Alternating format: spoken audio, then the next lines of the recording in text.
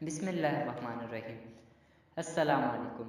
آج کا ٹاپک ہے حضرت ابراہیم علیہ السلام کی ضیافت۔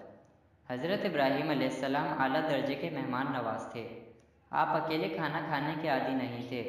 اگر ان کے ہاں کوئی مہمان نہ آتا تو آپ خود راستوں چوراہوں پر کھڑے ہو جاتے تھے اور مسافروں کو کھانا کھانے کی دعوت دیتے تھے۔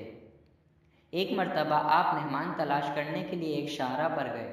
وہاں انہیں ایک ایسا مہمان ملا جو کافر تھا۔ آپ نے اسے کھانا کھانے کی دعوت دی اور اس نے دعوت قبول کر لی۔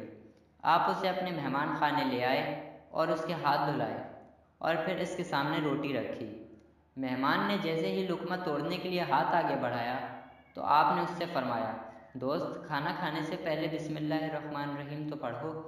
مہمان جو کہ کافر تھا، اس نے کہا، میں کسی رب کو نہیں مانتا اور میں کسی کا نام لے کر ابتدا کرنے کا قائل نہیں ہوں۔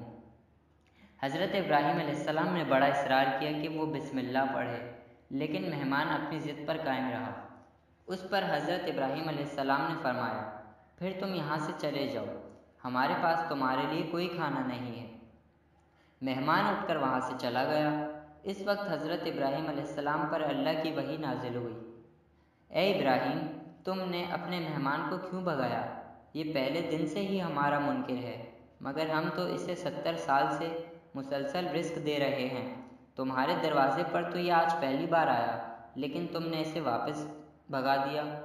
حضرت ابراہیم علیہ السلام کو اپنے طرز عمل پر شدید ندامت محسوس ہوئی اور آپ دوڑ کر مہمان کے پیچھے گئے اور اس سے اصرار کیا کہ وہ واپس آئے اور کھانا کھائے۔ مہمان نے کہا، میں اس وقت تک واپس نہیں آؤں گا جب تک مجھے تم اس کا سبب نہ بتاؤ گے۔ حضرت ابراہیم علیہ السلام نے فرمایا، جس خدا کی محبت میں نے تمہیں بھوکا اٹھا دیا، اس خدا نے مجھ سے کہا کہ یہ شخص روز اول سے ہی ہمارا منکر ہے، مگر ہم نے اس کا رزق بند نہیں کیا، اس کے حصے کی روشنی بند نہیں کی، اس کی اولاد کبھی بند نہیں کی۔ ہم تو 70 سال سے اسے رزق دے رہے ہیں، لیکن یہ آج زندگی میں پہلی مرتبہ تمہارے پاس آیا تو تم نے اسے دسترخوان سے ہی اٹھا دیا۔ جاؤ اور اسے راضی کر کے کھانا کھلاؤ۔ میرا بندہ خواہ میرا نام لے یا نہ لے، وہ بھوکا نہیں رہنا چاہیے۔ اگر نبی کے گھر سے کوئی بھوکا چلا گیا تو یہ ہماری شان رضاقی کی توہین ہوگی۔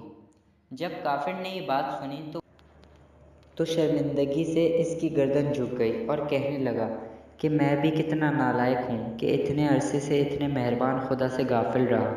اس کے بعد اس نے کلمہ پڑھا اور مسلمان ہو گیا۔ کچھ عرصے کے بعد اس کا شمار صالحین میں سے ہو گیا۔